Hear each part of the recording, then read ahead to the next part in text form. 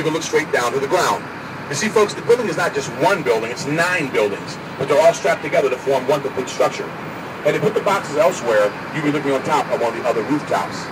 Sears Tower, Sky Deck, The Ledge coming up next for us. Now, of course, they've changed the name of the building to Willis Tower. The Willis Corporation is a large insurance firm from England, and they did not buy the building. They bought the naming rights. They occupied 2 floors of the building. But you know, folks, as much as I hate to say this, I'm almost glad there's a new name on the building, because the Sears Corporation hadn't been involved with the building in any form or fashion in over 25 years. So it was almost about time a new name was put on this building. But because I was born here, it will always be the Sears Tower to me.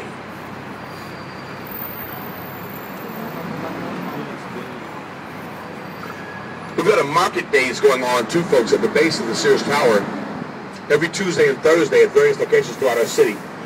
Local distributors come out with fruits, vegetables, plants, all for sale, of course, at the base of some of these buildings. So giving the city dwellers a chance to get some fresh fruits and vegetables from the outlying country areas.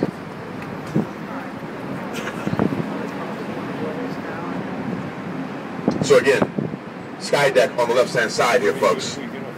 And they're wrapping up a market days on the left side. This is a very small market days, but they have jellies and jams over here and fruits, and some of them out for flowers. Some even have arts and crafts as well. Now, the building with the giant silver statue on the roof right there is called the Board of Trade Building, site of the world's largest grain markets.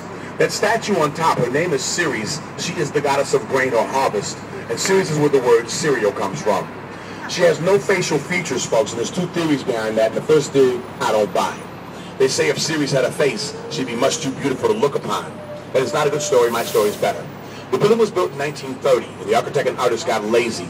They didn't think any other tall buildings were going to be built in this area after 1930.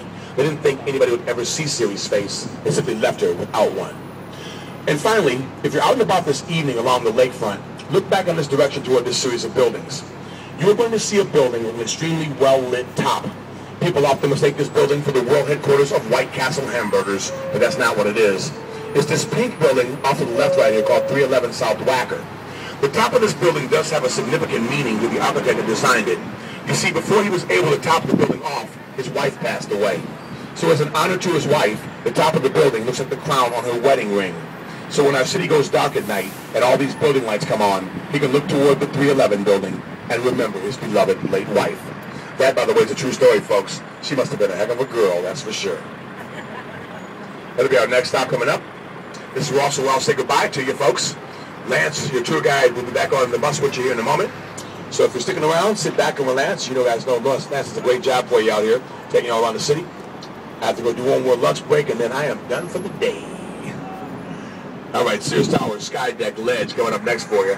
If you're departing us here, thank you so much for riding. Other vehicles will follow about 20 minutes apart. We'll always pick you up where we drop you off at. The Sears Tower, Sky Deck, and the Ledge coming up right now. Oh, man. Hey, Marvin. Yes. Sure. Guys, have a great day today.